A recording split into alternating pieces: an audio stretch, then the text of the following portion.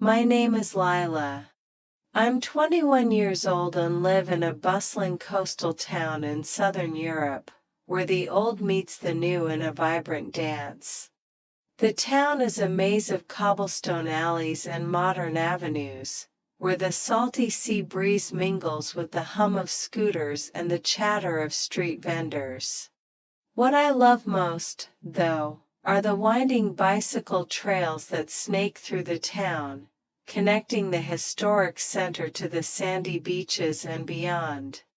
They're wide, well-kept, and lined, policy, always plural, offer a sense of freedom that nothing else can match. Last Tuesday, I was running late for my lecture at the local university. The bus was unreliable, so I grabbed my trusty blue bicycle, its frame a little scratched but still reliable, and pedaled hard toward campus. The morning air was crisp, carrying the faint scent of olive trees and the sea. My hair whipped behind me as I sped along, the wind brushing my face like a playful friend. I felt alive, untethered, despite the ticking clock. The bicycle trail was divided into 2 lanes, one for each direction of travel. On the opposite path, I noticed a girl riding toward me. She looked about my age, maybe a year or 2 younger, with jet black hair pulled into a loose braid. Her bicycle was a striking yellow, and she wore a navy blue scarf that fluttered behind her like a flag. There was something magnetic about her, her confident posture, the way she moved with effortless grace. She caught my eye, and for a moment, I forgot my hurry. We rode parallel for a stretch, our speeds oddly synchronized despite being on opposite sides. It felt like an unspoken connection, like we were sharing the same rhythm. But I was late, and impatience got the better of me. I veered into her lane to overtake a slower rider, thinking I could shave off a few seconds. Big mistake. Hey! You're on the wrong side. Her voice cut through the air, sharp but not unkind. I hit the brakes, startled, and she pulled up beside me, her bike coming to a smooth stop. Her eyes were a deep hazel, intense and unwavering, but her expression wasn't angry, just concerned. Don't you know the rules of the path? She asked, her tone firm but laced with care. My face flushed with embarrassment.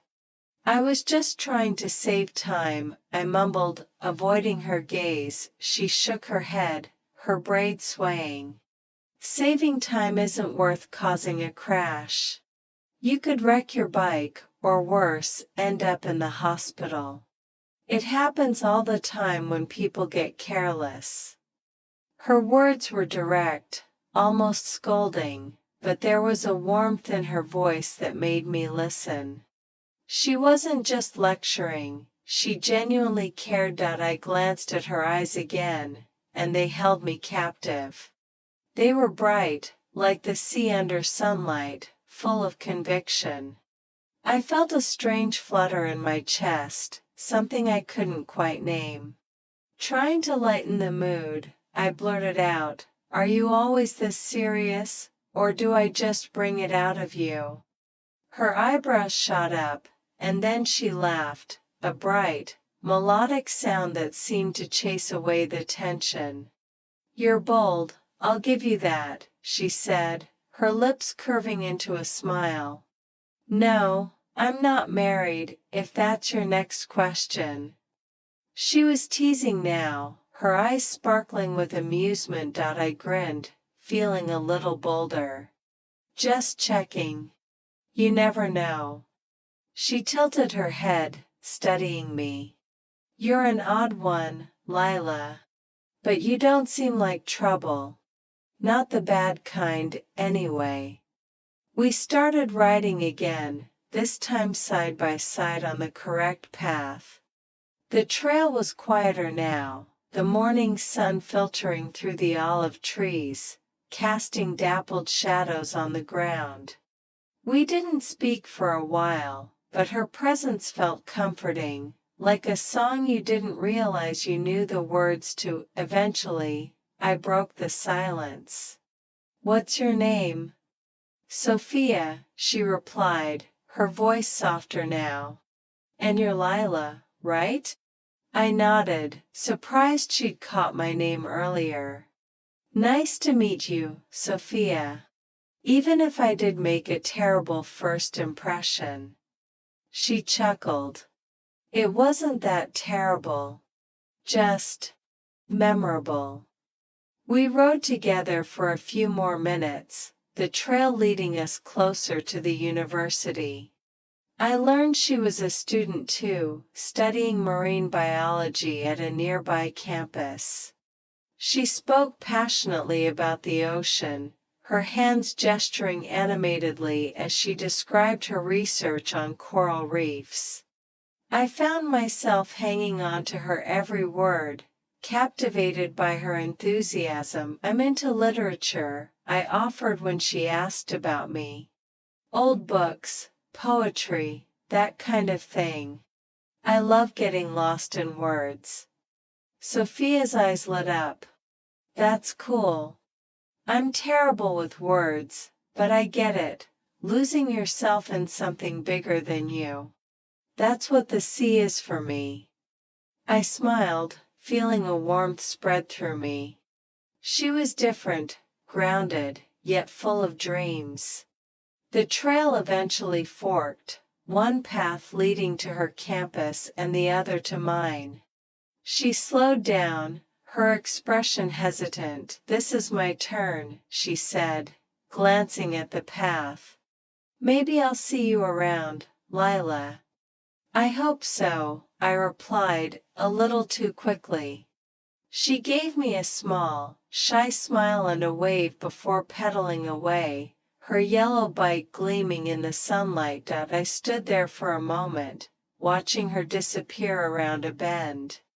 My lecture was waiting, but my thoughts were elsewhere, on her voice, her laugh, the way her scarf danced in the wind. I didn't know why she'd left such an impression, but I couldn't shake it. That night, I couldn't stop thinking about the encounter. It was just a fleeting moment, but it felt like the start of something. Maybe it was her conviction, her easy smile, or the way she'd called me out without making me feel small. I wanted to see her again, to hear more of her stories. The next morning, I woke up earlier than usual. My lecture wasn't until noon, but I grabbed my bike and headed back to the trail, hoping to cross paths with her again. The trail was alive with other cyclists, joggers, and the occasional dog walker, but no sign of Sophia. I rode slowly, scanning every face, every flash of yellow. But it was never her. For days, I made it a ritual, riding the same path, hoping for a glimpse of her. Sometimes I'd see a similar bike or a navy scarf, and my heart would leap, only to sink when it wasn't her. Still, I kept going, driven by a quiet hope that our paths would cross again. I didn't give up. Every morning, I returned to the bicycle trail, my blue bike creaking slightly under me as I scanned the horizon for a flash of yellow. A week after our first encounter, I was late for another lecture, again. But this time, I didn't care about the clock. I pedaled to the fork in the path where Sophia and I had parted last time and stopped, leaning against my handlebars. I waited, my heart thudding with anticipation. After what felt like an eternity but was probably only 10 minutes, I spotted a figure in a teal jacket riding toward me. My pulse quickened. It was Sophia, her yellow bike glinting in the morning light, her black braid bouncing with each pedal. I waved, a little too eagerly, and she slowed down, her face breaking into a surprised smile. You again, she said, her voice warm with a hint of teasing. Me again, I replied, grinning. I was hoping I'd run into you. Her hazel eyes narrowed with curiosity, but there was a spark of amusement in them. Oh? Why's that? I hesitated, then decided to be honest. Because I like talking to you. You're different. For a moment, she didn't respond, her gaze searching my face. Then her lips curved into a soft smile. All right, Lila. Let's ride together today, but stay on the right side this time, okay? We both laughed, the tension melting away like mist in the sun. We set off side by side, the coastal breeze carrying the scent of salt and blooming jasmine. The trail stretched ahead, lined with wildflowers and the occasional palm tree swaying gently. Riding with Sophia felt effortless, like we'd been doing it for years. I asked about her classes, and she opened up about her marine biology studies. She described a recent project where she'd sketched fish species from the nearby bay, her hands mimicking their darting movements as she spoke. I love capturing life in motion, she said, her voice alive with passion. Every creature, every wave, it's got a story. I listened, captivated by how she saw the world. Her words painted pictures in my mind, and I found myself wanting to know everything about her. What about you? She asked, glancing at me. What's literature like? It's like diving into someone else's life, I said. Old poems, novels, they're like windows into what people felt centuries ago. It makes me feel connected to them, you know? Sophia nodded, her eyes bright with interest. That's beautiful. I'm not great with words, but I get it. It's like how I feel when I'm underwater, watching the reef. Everything's alive, even the quiet things. When we reached the fork in the path, she slowed down and looked at me, her expression softer than before. Maybe we can ride again tomorrow. Same time? My heart leapt. Yes, I said, too quickly. I'll be here. She smiled, a small, genuine curve of her lips. Good. See you tomorrow, Lila. She pedaled off toward her campus, her teal jacket a splash of color against the green of the trail. I watched her until she vanished, but this time, I wasn't left with an ache. Tomorrow, I'd see her again. That night, sleep eluded me. My mind replayed her smile, her laugh, the way her eyes seemed to see right through me. I felt a mix of exhilaration and nervousness. Sophia was someone new, someone who made my world feel bigger, brighter. But there was a quiet fear, too. What was this feeling, and where would it lead? I wanted to believe it was the start of something real, something lasting. The story pauses here for a moment. If you're enjoying this, please like, share, and let me know where you're reading from. Your support means the world.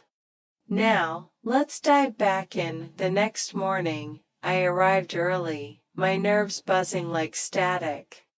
The sky was the tang of the sea. I paced beside my bike, checking the time every few seconds. When I finally saw Sophia's yellow bike approaching, my heart did a little flip. She waved, her smile as warm as the morning sun. You're really here, she said. Pulling up beside me, told you I'd come, I replied, trying to sound casual despite the butterflies in my stomach. We rode together. the trail unfolding like a ribbon through the town. Other cyclists passed us, but I barely noticed them. Sophia was my focus. She told me about her latest project, painting the weathered facades of the town's old fishing cottages. They're not just buildings, she said, her voice thoughtful. Each crack, each faded color, it's like they've lived 100 lives. I marveled at her perspective. To me, the cottages were just charming relics, but to Sophia, they were storytellers, holding secrets of the past. I shared my own passion, describing a medieval poem I'd been studying, its verses full of longing and loss. It's like the poet speaking to me across centuries, I said. Sophia listened intently, her eyes never leaving mine. You make it sound so alive, she said. I like that. Her words made me feel seen, like my thoughts mattered. Over the next few weeks, our rides became a ritual. Sometimes we met in the morning, sometimes in the golden glow of late afternoon. We didn't always plan it, but soon we were texting each other, same time tomorrow? Her messages, short and simple, became the highlight of my day. One afternoon, Sophia took me to a hidden park near the beach, a quiet spot shaded by ancient cypress trees. This is where I sketch, she said, pointing to a gnarled tree with branches that seemed to reach for the sky. We sat on the grass, and she pulled out her sketchbook, flipping through pages of intricate drawings, fish, waves, and faces of strangers she'd seen in the town. Want to try?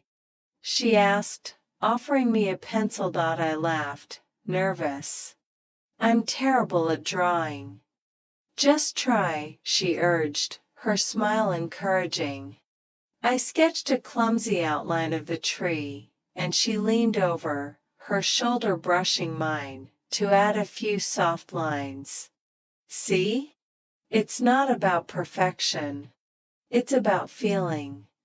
Then, unexpectedly, she flipped to a blank page and started sketching me. Why me? I asked, my cheeks warming. Her eyes flicked up to meet mine. Because your face tells a story. It's open, honest. I like it. I laughed to hide my flustered state, but her words settled deep inside me, warm and heavy. No one had ever described me like that before. Our time together grew beyond the bike trail. We'd grab tea at a cozy cafe near the university, sharing stories over steaming cups. Sophia told me about her younger sister, who dreamed of becoming a dancer, and I shared how my dad was always tinkering with old radios in his garage. These small details felt like treasures, building a bridge between us. One evening, we ditched our bikes and walked along the waterfront, the sea shimmering under the setting sun. Our hands brushed occasionally, sending sparks through me each time. I didn't pull away, and neither did she. Do you think we'll always be like this? Sophia asked suddenly, her voice quiet against the sound of lapping waves. I looked at her, my heart racing. I hope so, I said, meaning it. Her smile was soft, but her eyes held something deeper, like she was searching for more in my words. We stood there, the world narrowing to just us and the rhythm of the tide. Weeks turned into a month, and our connection deepened. We shared dreams. She wanted to dive the coral reefs of Greece, while I longed to wander the ancient libraries of Oxford. We laughed at how our passions pulled us in different directions, yet we always found our way back to each other. One rainy afternoon, we got caught in a downpour while riding. We ducked under a massive oak tree, its branches shielding us from the worst of the storm. Water dripped from Sophia's braid, and she laughed, her eyes sparkling. "We must look ridiculous," she said. "I don't mind," I replied, grinning.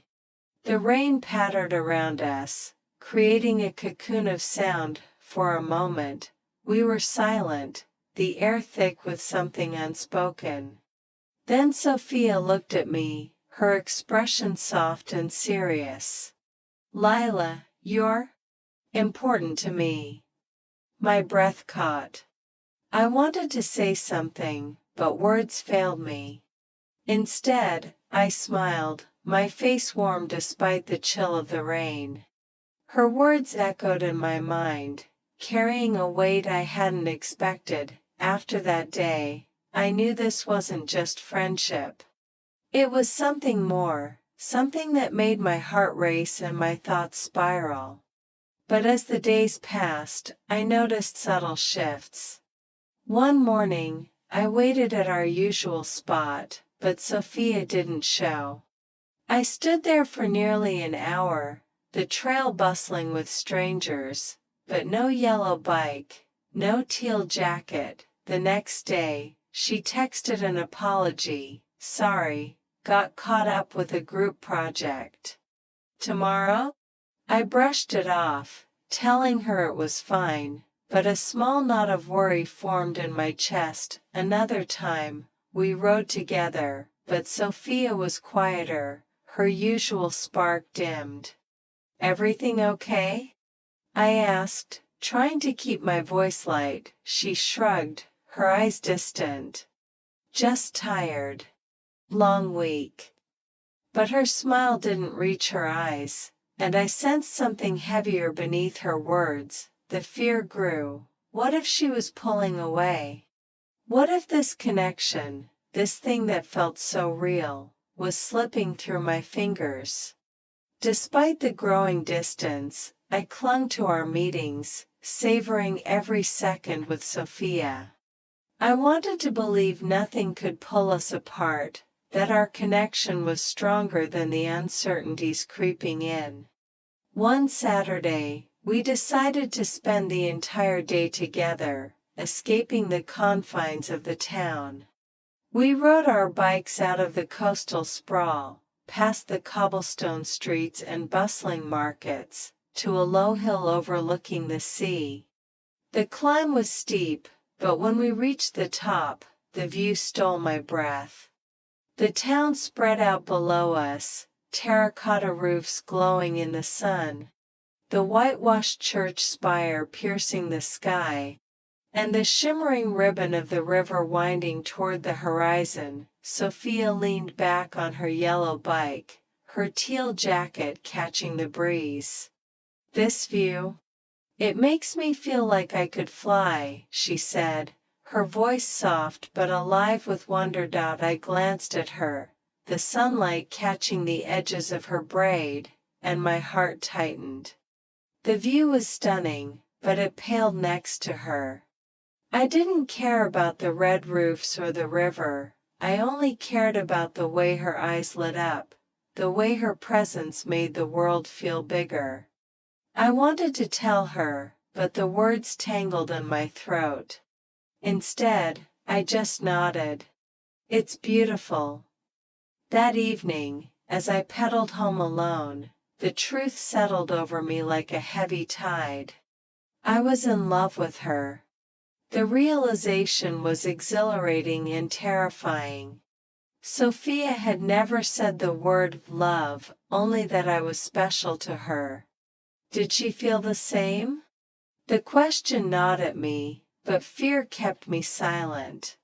Asking might break the fragile magic between us. The next week, our meetings dwindled. Sophia said she was swamped with her marine biology projects, sketching coral ecosystems for a big presentation. I believed her, she was passionate about her work, but a quiet worry took root. Each day without her stretched endlessly, the bicycle trail feeling empty without her yellow bike beside me. I rode alone, scanning every face, hoping to see her teal jacket in the distance. One morning, she finally appeared. Her face was drawn, shadows under her hazel eyes, but her smile was warm when she saw me. "I missed you," I blurted out, the words escaping before I could stop them. She paused, her gaze holding mine for a long moment. Then, softly, she said, "I missed you too, Lila." We rode slowly that day, the sea breeze cool against our skin. Words were few, but the silence felt heavy with meaning, like we were both holding something back. I wanted to reach for her hand, to feel the warmth of her fingers, but I couldn't bring myself to do it. At the fork in the path, she stopped abruptly. "Lila," she said, her voice barely above a whisper. "I need to tell you something. But not today. Soon." My stomach dropped, but I forced a smile. "Okay. Whenever you're ready." Her eyes lingered on me, a flicker of something, regret, maybe? Before she pedaled away. That night, her words echoed in my mind, relentless. What does she need to tell me? The question spun in circles, keeping sleep at bay. The days that followed felt like wading through fog. We still met, but less often, and Sophia seemed quieter, her smiles fleeting. I wanted to ask what was wrong, but the fear of her answer stopped me. Something was shifting, and I wasn't ready to face it. A week later, I waited at our usual spot on the trail, the air sharp with autumn chill, the sky a heavy gray. Cyclists passed, their wheels humming, but Sophia didn't appear. My hope faded with each minute, replaced by a sinking dread. 2 days later, she finally came, her yellow bike rolling toward me. But she looked different, her eyes tired, her smile small and strained. We rode in silence for a while, the rhythm of our pedals the only sound. I wanted to ask about her promise to tell me something, but my courage faltered. Finally, she spoke, her voice low. "Lila, I need to tell you something." I braced myself, my heart pounding. "What is it?" She took a deep breath, her hands tightening on her handlebars. "My family's moving. My dad got a job offer in another city, a bigger one, hours away. We're leaving at the end of the month." Her words hit like a wave, cold and overwhelming. I stared at her, my mind struggling to process. "Another city?" I echoed, my voice small. She nodded, her eyes fixed on the path ahead. "Yeah. It's far. I won't be here anymore."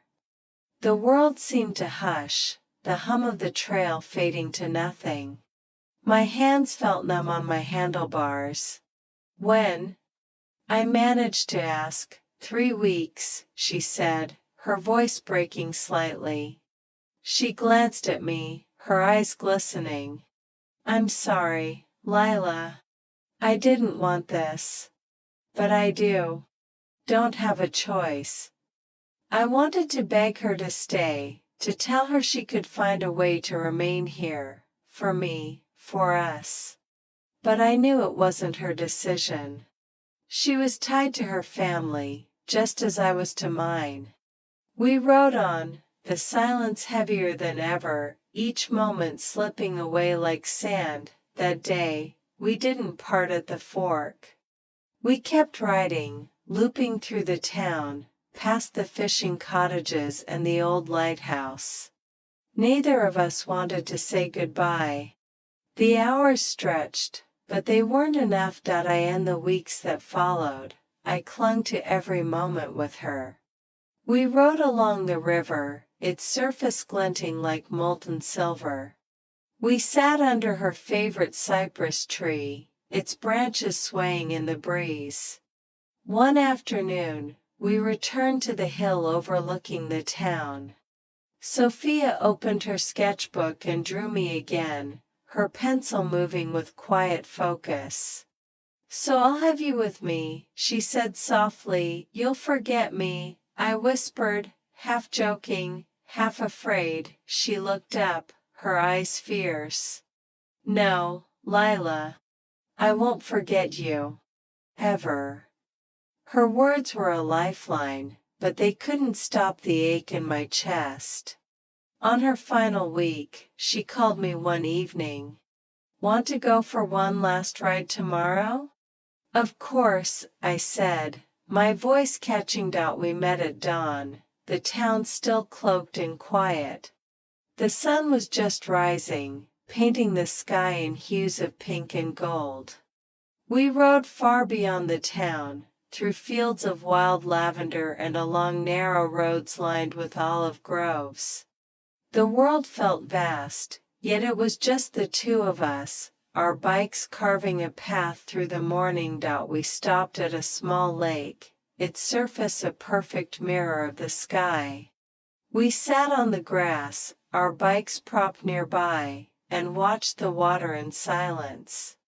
"I don't know what to say," I admitted, my voice barely audible. Sophia turned to me, her hazel eyes soft. "You don't have to say anything. Just be here."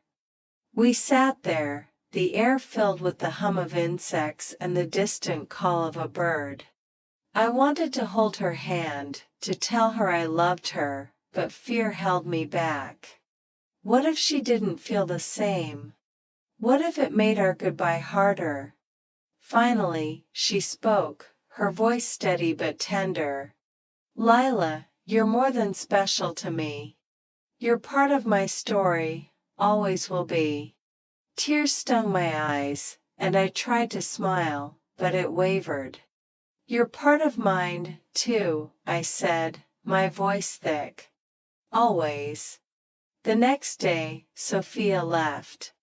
I couldn't bring myself to go to her house, to watch her pack her life into boxes. Saying goodbye felt like admitting it was over. Instead, I rode the trail alone, the memory of her voice echoing in my mind. For weeks, the emptiness was overwhelming. I rode our path daily, pausing at the fork, half expecting her yellow bike to appear. I smiled at the memory of her scolding me for riding on the wrong side, her laugh in the rain, her sketches under the cypress tree.